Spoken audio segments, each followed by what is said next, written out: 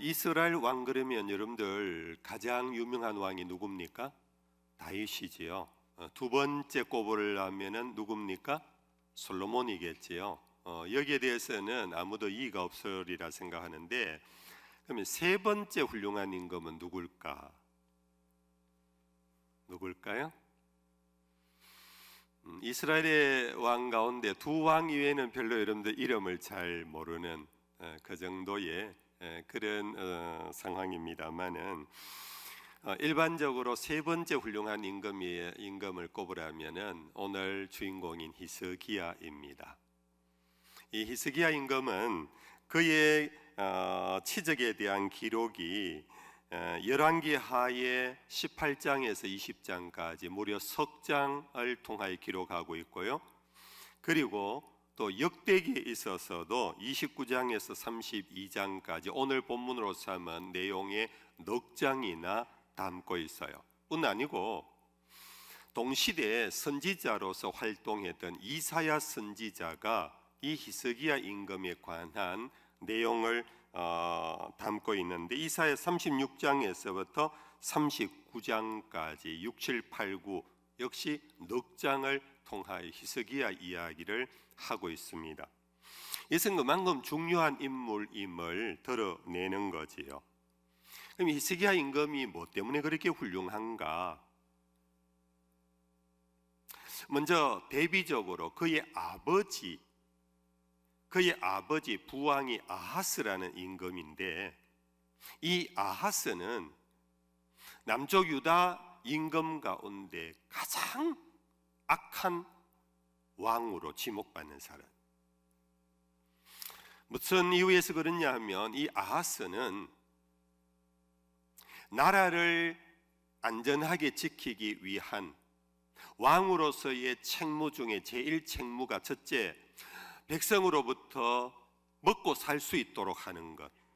두 번째가 안보, 나라를 전쟁으로부터 지키는 것. 오늘도 변함없는 두 가지 아니겠습니까? 근데 이 아하스는 나라의 전쟁을 막기 위하여 벌인 일로서 가장 위협적인 존재인 북조의 아수르와의 외교 관계를 아주 공고히 하려고 합니다. 이 아수르만 자기 편으로, 아수르에게만 붙으면은 현실적인 가장 위협 그 자체가 제거되는 겁니다. 그래서 오로지 안보를 위하여 이 아하스는 그 아수르의 온갖 조공을 다 갖다 바치고, 심지어 임금이 신하들을 대동해서 나라를 방문까지 하고, 그때 갈 때에 예루살렘 성전에 있는 성구 가운데 금 은박을 다 떼어내어서 그것을 갖다 바쳐요. 그리고는 가서는 아수르의 대신전을 방문하고는 그 신전의 모양을 보고 놀라면서 돌아와서는 예루살렘 여호와를 섬기는 성전을 이방 신전처럼 바꾸어 버립니다. 우리는 흔히 말하는 지성소가 있고 성소가 있고 안에 법궤가 있고 분향단이 있고 이 모든 것을 다 없애버리고는 이방 신전의 모양을 그대로 벤치마킹하고 그들의 신상을 갖다 세워버립니다. 이스라엘의 왕으로서는 이런 왕이 없었어요. 그리고는 뿐 아니라 각 지방에도 산당을 세우고 그곳에 아수르의 신상들을 가지고 와서 석상과 목상들을 세우면서 사람들을 그곳에서 제사드리도록, 그러면서 이스라엘의 전통 제사장들을 전부 다 폐위시켜버리고 그들의 집으로 돌려보내고 그들이 아무것도 할 일을 만들지 않는 레위 제사장들의 사역 자체가 사라져버렸어요. 그런데 이러니까 이스라엘 임금 가운데 어찌 그를 가장 악하다 하지 않을 수가 있겠습니까? 이 일로 아하스는 20세에 등극을 해서 19년 정도 통치하는데 그간에 정말 전쟁이 없는 그런 평화의 시대는 구가했지만은 하나님의 백성, 언약 백성으로서의 정체성이 완전히 사라져 버리는,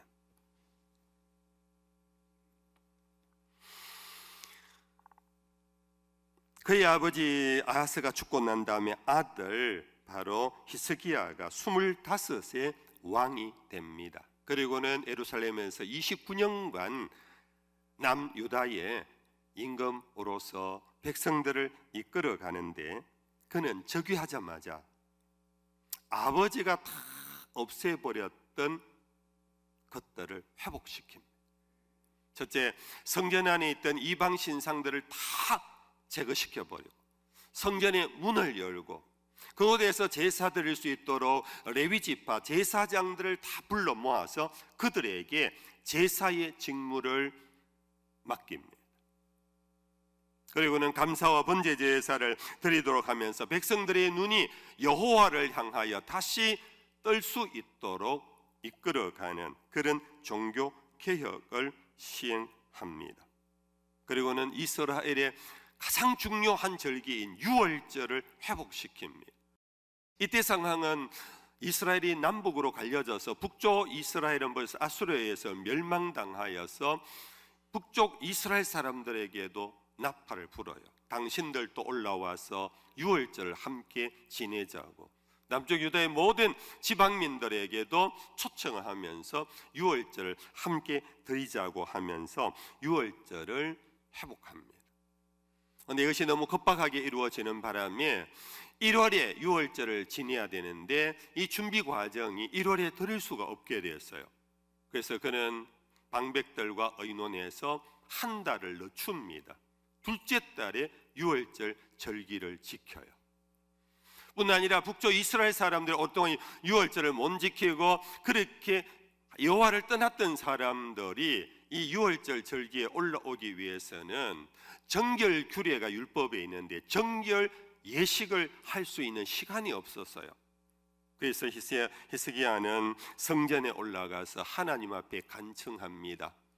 여호와의 이 백성이 정결 예식을 드리지 못하지만 그들이 여호와를 다시 찾고 결단하여 올라오면 저들의 허물을 용서하고 예배를 받아달라는 간청을 해요. 그 본문을 제가 그대로 소개해 드립니다. 역대하 30장 19절에서 20절까지입니다. 결심하고 하나님 곧 그의 조상들의 하나님 여호와를 구하는 사람은 누구든지 비록 성소의 결례대로 스스로 깨끗하게 못하였을지라도 사하옵소서 하였더니 여호와께서 히스기야의 기도를 들으시고 백성을 고치셨더라. 그런데 히스기야는 오늘로 치면은 이 사람은 복음주의자예요. 은총주의자예요. 유월절의 어떤 날짜에 매이지 아니하고 하나님이 우리를 구원하셨다라는 그 구원의 감격에 들어가는 것이 더 중요함을 알고, 비록 준비 과정에서 1월에는 못한다 할지라도 2월이라는 날짜 변경을 해서라도 하나님 앞에 나아가고, 성전에 올라갈 때 비록 준비되지 못한 몸이지만은 믿음으로 올라오는 자를 여호와여 저들의 허물을 사하여 주시며 당신 앞에 올라가 예배할 수 있게 해달라라는 이 간청은 오늘로 치면은 그는 은혜 신학, 하나님의 은혜를 의지하며 하나님의 긍휼과 자비를 통하여서 예배하는 그 예배 신학을 우리에게 보여주고 있습니다. 동시에 히스기야는 그렇게 해서 국가 정체성을 다시 회복하고 여호와 중심의 언약 백성으로서의 나라 질서를 잡아가면서 모든 지방에 있는 산당들을 제거하고 주상들과 목상들, 우상들을 찍어 없애는 중에, 그때까지 이스라엘 사람들이요 이것이 하나님이다 하고 경배한 하나가 있었어요. 그게 뭐냐 하면은 모세의 놋뱀이었어요. 히스기야는 이것을 과감하게 깨어버리고 부수어버리고 없애버립니다. 감히 모세의 권위에 도전한 것처럼 보여요. 이스라엘 백성들이 출애굽의 과정에서 구원의 상징이었던 이것을 부순다라는 것은 굉장한 큰 문제였습니다. 그러나 히스기야는 그것을 너후스단이라 불러버립니다. 너후스단이라는 뜻은 놋조각에 불과하다 그 뜻이에요. 이것이 우리를 구원한 것이 아니라 이것은 놋조각에 불과하다. 놋조각 앞에 가서 너희들이 고개 숙이고 무릎 꿇고 절하면 안 된다. 하나님 우리에게 분명히 말씀하셨다. 나 외에 다른 신을 내게 두지 말며 하늘 위나 땅 위나 땅 아래에 있는 어떤 형상으로든지 만들어 거기 절하지 말라 했다. 이것은 너후스단 놋조각에 불과하니 부숴버려라. 이제 둘째, 이 히스기야가 이와 같이 여호와 중심의 신앙개혁, 성전과 예배를 회복하고 유월절을 회복하면서 구원자는 오직 하나님이라고 선언하는 이와 같은 신앙개혁 운동을 통하여 나라를 새롭게 하고 부흥시키려고 하는 이 찰나에 히스기야에게 큰 시련이 하나 닥칩니다. 그것이 바로 전쟁이었습니다. 그것이 바로 북쪽에 있던 아수르의 침공이었습니다.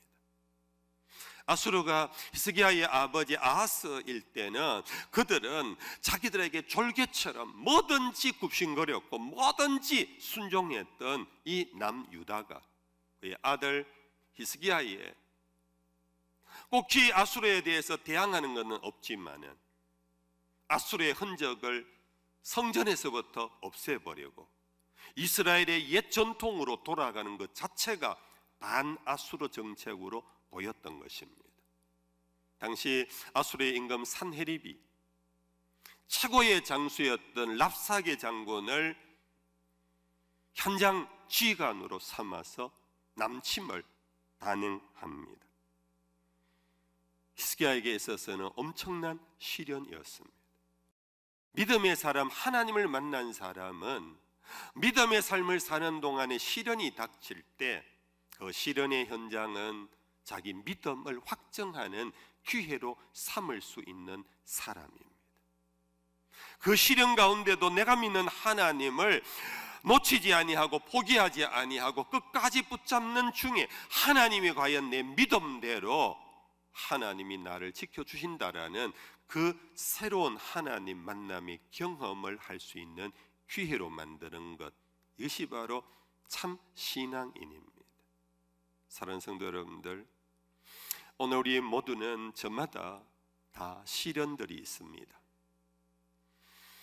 나는 잘 믿었는데, 나는 충성했는데, 나는 거짓없이 살았는데, 나는 내 나름대로 정직하게 살았는데 왜 나에게 이런 시련이 오느냐 하는 그런 여러분들 힘든 상황의 경험들이 있으실 겁니다. 이때 여러분들 방금 말씀드린 것과 같이 그 시련의 자리를 여러분들의 믿음을 확정하는 기회로 삼는 자리가 되기를 축복합니다.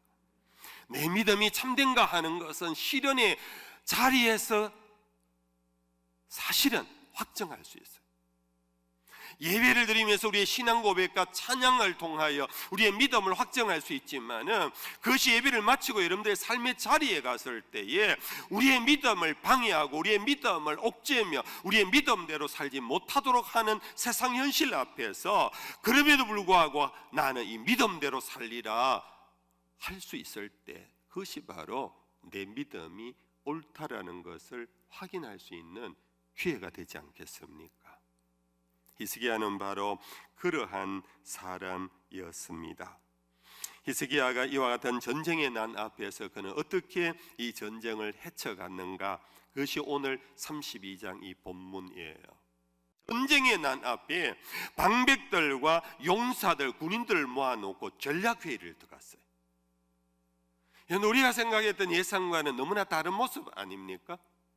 그 전략의 내용은 이렇습니다. 모든 성 밖에 물의 권원을 막아라. 예루살렘에서부터 나가는 수로를 막아라. 저들이 예루살렘 성을 포위했을 때 그 바깥에는 물이 없다. 그들이 내려오면서 기진맥진했을 때 물이 없으면 저들은 탈진해서 저들은 죽는다. 그러므로 예루살렘의 모든 바깥으로 나가는 수로를 먼저 막아라. 그리고 저들이 아직 당도하기 전이니까 너희들이 둘러보고 이 예루살렘 성 가운데 무너진 성이 있으면 그곳을 빨리 수리해라.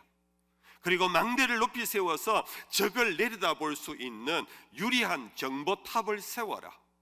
그리고 외성을 하나 더 쌓아서, 고대 전쟁에 있어서는 여러분들 지금도 오래된 성에 가보면 외성이 있답니다. 이 외성은 방어 전략에 있어서 굉장히 중요한 그런 어떤 성이랍니다. 외성까지 만들어서 저들이 올라오지 못하도록 하자고, 그렇게 5절까지 그러면서 남는 시간에 무기와 방패를 많이 만들어 준비하라고 하는 그러한 전략회의를 하고 있습니다. 그리고는 히스기야가 오늘 본문 6절, 7절, 8절에 백성들과 군대 지휘관들을 향하여서 그들을 위로하고 격려하는 연설을 하고 있습니다.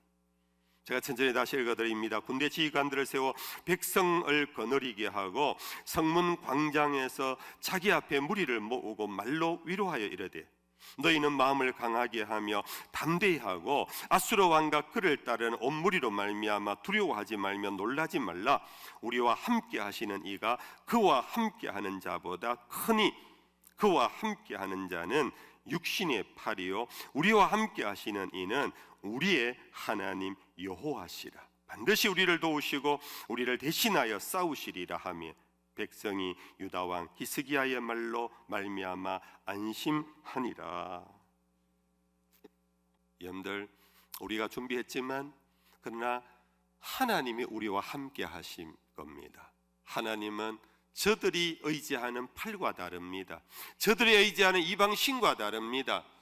저들은 자기의 힘으로 우리에게 달려오지만은 이제부터 하나님은 우리를 위하여 대신 싸우실 것입니다.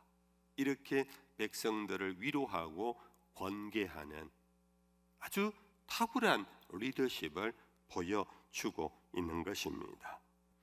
이제 세 번째 끝으로 히스기야가 이와 같은 믿음의 사람, 하나님을 만난 사람이 될 수 있었던 것은, 그의 아버지 아하스는 지독한 악한 임금인데 여호와 여자도 부르지 아니하고 이방 신을 예루살렘 성전에 갖다 세운 아버지와 달리 어떻게 이 히스기야는 이렇게 믿음의 사람이 됐을까? 궁금하지 않으세요?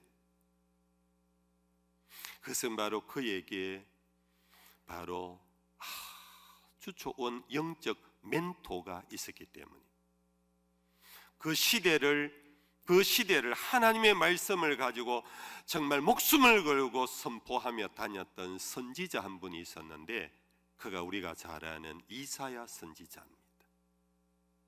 이사야 선지자가 우시아 임금 때부터 시작해서 이스라엘의 4대 왕을 걸쳐서 하나님의 선지자로 활약했지만은 이 선지자의 말을 지독히 안 들었던 사람이 히스기야의 아버지 아하스 임금이었어요.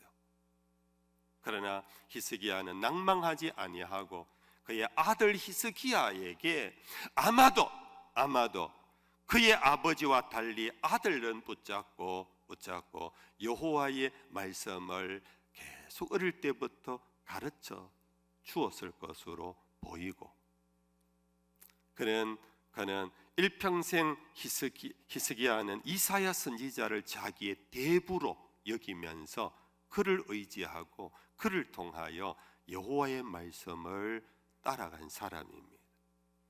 결정적인 것이 바로 이 아수르 전쟁에서입니다. 결국은 예루살렘을 완전히 포위하는데 18만 5천 명의 아수르 대군이 완전하게 포위하고 있을 그때에 출정 장군으로 나왔던 랍사게 장군, 예루살렘 성민들아 더 이상 속지 말고 나와라. 너희들이 백기투항하면 너희들은 살려준다. 그러나 만약에 그렇지 않으면 너희들도 히스기야와 함께 너희들은 죽음을 면치 못할 것이라고, 그러면서 요즘 말로 말하면 삐라를 뿌리고 히스기야에게 협박장을 보냈습니다. 요즘 말로 말하면 심리전이 시작된 겁니다. 아마도 그 삐라 같은 것을 받아든 예루살렘 성민들은 불안에 사였을 거예요. 그렇지 않겠습니까? 현실이 그러니까 도대체 여기 우리가 있다가는 살아남을 길이 없다. 히스기야가 여호와 그러면서 6월절은 해보겠지만 도대체 우리에게 돌아온 게 뭐냐? 전쟁밖에 없지 않느냐? 그래서 백성들이 아마 이 심리전에 말려 들어가서 성 밖으로 글피다면은 기회만 있으면 나가려고 하는 그런 상황에서 히스기야는 자기의 영적 멘토 대부 이사야 선지자를 찾아간 겁니다. 선지자여 말씀해 주소서. 이것이 이사야서 37장부터 41장까지 기록되고 있는데, 이때 이사야 선지자가 왕은 두려워하지 마소서. 왕이 믿는 대로 여호와께서 이 예루살렘을 지키실 것입니다. 대신 왕이여 당신이 받은 그 편지를 성전에 갖고 올라가서 여호와께 펼치소서. 그리고는 무릎을 꿇고 여호와께 기도하소서. 히스기야는 이 풍전등화와 같은 상황 속에서 그의 멘토 대부 이사야의 말대로 성전에 그 편지를 들고 그대로 올라가서 펼쳐서 여호와여 보시옵소서. 이 백성을 구하여 주옵소서. 여러분들, 그 결과는 열왕기하 제19장 35절에 이렇게 기록되고 있습니다. 그 결과를 한번 같이 읽어볼까요? 시작. 이 밤에 여호와의 사자가 나와서 아수르 진영에서 군사 18만 5천 명을 친지라. 아침에 일찍이 일어나 보니 다 송장이 되었더라. 할렐루야. 여러분들에게도 믿음의 멘토가 있기를 바랍니다. 여러분들에게도 목자가 있기를 바랍니다. 여러분들 혼자 시련에 빠졌을 때, 어찌할 바를 몰라 할 때 여러분들에게 선지자가 있기를 바랍니다. 여러분들 목회자가 여러분들에게 선지자로 여러분들 신뢰하며 여러분들 따라주기를 바랍니다. 그러면서 여러분들 믿음의 최후 승리자가 되기를 축복합니다. 나 다 믿어, 나 다 알아, 내 혼자 알아서 할 거야. 여러분들 그러지 마십시오. 우리는 다 연약한 존재입니다. 그때 여러분들 믿음의 사랑과 의논하십시오. 그리고 믿음의 선지자를 찾으십시오. 그리고 그의 신뢰를 보내며 여러분들 따라가십시오. 그럴 때 여러분들은 살아남을 것이고 뿐 아니라 이 힘든 시련에서 여러분들 승리자가 될 것입니다. 히스기야의 마지막은 이 전쟁이 끝난 후에 갑자기 또 히스기야에게 병이 찾아 들어왔어요. 참, 히스기야를 보면요, 오늘 우리들의 모습을 보는 것 같아요. 하나 시련이 끝나면 태평 세월이 오면 좋겠는데 또 다른 시련이 온 거예요. 이 전쟁을 겨우 막아냈는데 당신 자신이 죽음의 병에 걸렸어요. 히스기야는 끝까지 여호와를 의뢰하며 면벽기도에 들어갑니다. 면벽기도라는 것은 벽만 바라보고 기도하는 겁니다. 세상 그 누구도 의지하지 않습니다. 심지어 이사야도 의지하지 않습니다.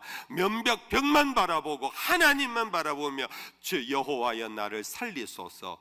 하나님께서 그 기도를 들으시고, 아시지요? 몇 년을 더 연장시켜 주셨나요? 15년을 더 살게 하시며 그의 종교개혁, 신앙개혁, 나라 부흥운동을 완숙히 하는 하나님의 은총을 베풀어 주셨습니다. 그러나 히스기야도 온전한 의인이 되지 못해서, 그렇게 해서 이제는 모든 것을 끝냈다고 싶었는데 바벨론 대사가 찾아왔어요. 그들과 함께 연애를 베풀다가 순간에 자기 자랑에 빠져버렸어요. 우리가 아수르를 막아내고 내가 이 죽을 병에서 고쳐진 것을 하면서 자기 자랑을 늘어놓고 국고에 아주 중요한 기밀 국고도 다 내어 보이다가 결국 나중에 남쪽 유다도 바벨론에게 멸망당하고 많은 단초를 제공하고 맙니다. 그러므로 여러분들 잊지 맙시다. 섰다 할 때에 넘어질까 조심해야 합니다. 사도 바울은 우리에게 권면했습니다. 쉬지 말고 기도하라고. 이것은 계속 기도원에 들어가는 얘기가 아닙니다. 하나님을 붙잡는 손을 놓치는 일이 없도록 해라. 네가 의지했으면 끝까지 의지해라. 말씀대로 살려면 끝까지 해라. 너희 손 놓지 마라. 자기 자랑하지 마라. 자기에게로 빠지지 마라. 그런 우리 모두가 되기를 주 예수의 이름으로 축복합니다. 성령의